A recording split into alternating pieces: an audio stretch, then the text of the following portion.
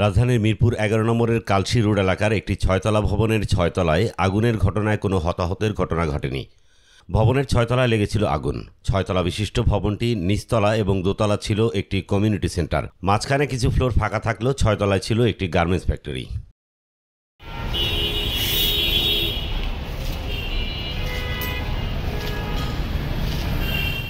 শুক্রবার রাত ১০টায় আগুন লাগে। ফায়ার সার্ভিসের ৭টি ইউনিট প্রায় ২ ঘন্টা চেষ্টা করে আগুন নিয়ন্ত্রণে আনে। এখনই পানি দিয়ে যাচ্ছে।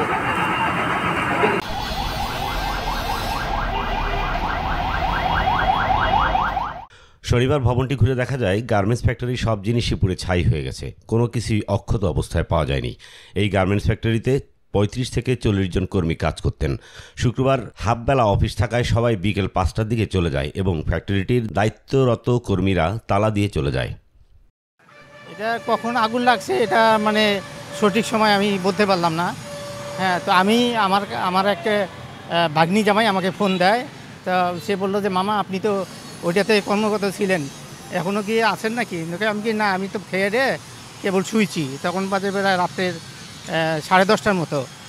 তখন আমি ফোন পাই, আমি তখন চলে আসি এখানে। আসার পরে দেখলাম যে আমার আসার পরে তারপরে ফায়ার সার্ভিসের গাড়ি এখানে আসছে। তা আমি এখানে কর্মরত ছিলাম। আমি 1টা পর্যন্ত ডিউটি করছি, দুপুরে 1টা পর্যন্ত ডিউটি করছি। ওয়ার্কারদেরকে দুপুরে 1টার মধ্যে ছেড়ে দিছে। তা আমরা নামাজের জন্য চলে গেছি পরে মসজিদে। তারপরে ওনারা যারা মালিক পক্ষ তারা 2 জন ছিল, স্বামী স্ত্রী 2 জন।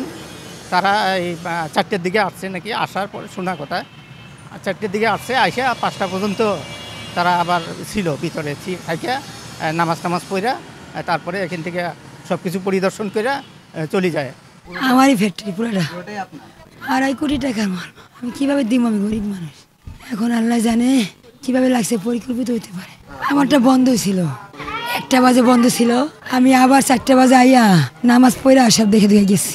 কিন্তু এই যে নিচের গেটটা খোলা ছিল, বিয়া চলছিল, বিয়া এখান থেকে গেটটা গেছে পরে যে আগুন লাগাই দিচ্ছে। আমার 9টা 10টার দিকে আগুন লাগছে।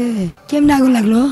আগুন লাগলো তো আগে লাগার কথা ছিল, এত বড় আগুন কেমনে লাগলো? কে ক্ষতি করলো? আমার শাহানুর দিকে কি জানি ফোন দিয়ে কইলো কি আপা আপনার আগুন ফ্যাক্টরিতে আগুন লেগে গেছে গা। আমি এসে নাচতে দাঁড়াইছি, 4টা বাজে গেছি গা। শুক্রবার তো তাড়াতাড়ি মারাতে গেছি। ওই বাইরে কইছি ভাই এই গেটটা খোলা আছে, উপরে দেখেন। ওই পাশের বাইরে বলছি ভাই এই গেটটা খোলা আছে, উপরে দেখেন। বিয়া বাড়ি চলতেছে, নাহলে তো গেট বাইরে আটকে থিয়ে যাই। আমি কালকে আটকে পারি না, বিয়ে হয়েছে। বাসায় যায় নামাজ এসে নামে দাঁড়ামো, আমার ফোন দিছে। এসে নামাজ পড়তে দাঁড়ামো, আমার ফোন দিছে কয় কি আপা আপনার বলুন আগুন লেগে গেছে গা। আমি ওখানে দৌড়াইতে দিই, দাও দাও করে আগুন জ্বলতেছে। কে লাগাই দিল? আমার রিজিকটা কে নষ্ট করে দিল? আমি 8টা বছর ধরে 25টা না চালাইতেছি। কত কষ্ট করে 3টা মেশিন দিয়ে শুরু করছিলাম। আজকে ব্যাঙ্গলোর দেয় না, এনজিওতে টুকটাক টাকা টুকা নিয়ে বাড়াইছি। 3 মাস আগে বড় ফোনটা নিয়েছি, অনেক কাপড় ঢুকাইছি। সামনে ট্রাগাম এই জন্য আমার কে ক্ষতি করে দিল। প্রত্যক্ষদর্শীরা জানান আগুনের ভয়াবহতা তীব্র ছিল এবং ফায়ার সার্ভিস প্রথমে কম ইউনিট দিয়ে কাজ করায় আগুন নিয়ন্ত্রণে আসতে দেরি হয়েছে। আমরা এখানে রাত 9টা পর্যন্ত ছিলাম। 9টার পরে আমরা বাসায় গেছি 9:30 10টার একটু আগ দিয়ে আমার কাছে ফোন আসে যে গার্মেন্টসে আগুন ধরেছে আর কি। তখন আমি থাকি এলো এই মোড়ে আর কি। ওখান থেকে রাস্তায় দেখি যে হিউজ পরিমাণ আগুন। প্রশাসনের যে কত দুর্বলতা, যে এখানে 9:30 10টার দিকে ফোন করেছে আপনার ফায়ার সার্ভিস।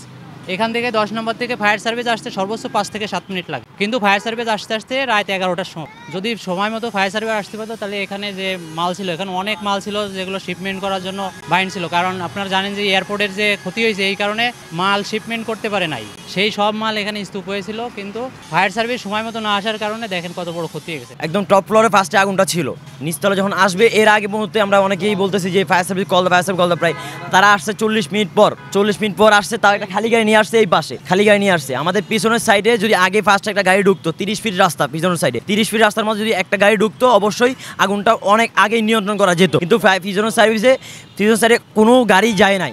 আমরা অনেকবার রিকোয়েস্ট করছি, আমাদের ধাক্কা দিয়ে ফেলে দেওয়া হচ্ছে, বলতে আমরা যা করার করতেছি। তৎক্ষণাৎ সেনাবাহিনী আসে, সবাইকে সাইড করে দেয়, কিন্তু পিছনের সাইডে কেউ যায় না। আমরা কয়েকজন ছেলে ছিলাম, ওই বাসার মানুষ ছিলাম, তারা সবাই ওই বাসার পিছনের সাইডে যেই 5তলা ভবন আছে, 5তলা ভবনের ছাদে উঠে পানি মারতে থাকি। একজন সেনাবাহিনী ওই পাশে যায়, সেনাবাহিনী যাওয়ার পর তারপর ফায়ার সার্ভিসকে নিয়ে ওই পাশে যাওয়া হয়েছে, কিন্তু এর আগ পর্যন্ত যায় নাই। বরাবর রাত 12:30টার সময় আগুন নিয়ন্ত্রণে আসছে। এটি একটি দুর্ঘটনা নয়, পরিকল্পিত আগুন লাগানো হয়েছে বলে জানিয়েছেন স্থানীয়রা। গতকালকে রাতে আনুমানিক 10টার একটু আগে আমাদের কাছে কল আসে যে আমাদের ফ্যাক্টরিতে আগুন লাগছে। তো আমরা বাসা থেকে 5 মিনিটের মধ্যে চলে আসি। আয়সা দেখি যে এখানে প্রচণ্ড আগুন ছড়ায় গেছে। তো আমরা ফায়ার সার্ভিসকে খবর দেওয়ার পরে ফায়ার সার্ভিস আসলো, তাও আধা ঘন্টা 40 মিনিট পরে ফায়ার সার্ভিস আসছে। আসার পরে তারা খালি গাড়ি নিয়ে আসছে।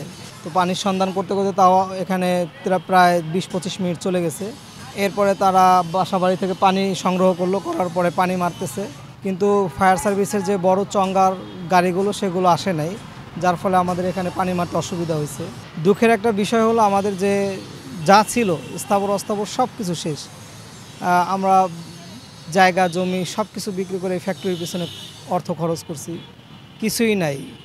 তো এখন যারা তদন্ত করতেছে তারা বলতেছে যে ফ্যাক্টরিতে আগুন ধরার মতো ওরকম কোনো কিছুই তারা দেখতেছে না প্রাথমিক পর্যায়ে। জানি না এরপরেটা কি হয়। আমরা ধারণা করতেছি যে এটা পরিকল্পনাই হতে পারে, আর দুর্ঘটনা হওয়ার মতো কোনো কারণ আমরা তারা দাবি করেছেন এই অগ্নিকাণ্ডে প্রায় 2.5 কোটি টাকা ক্ষয়ক্ষতি হয়েছে।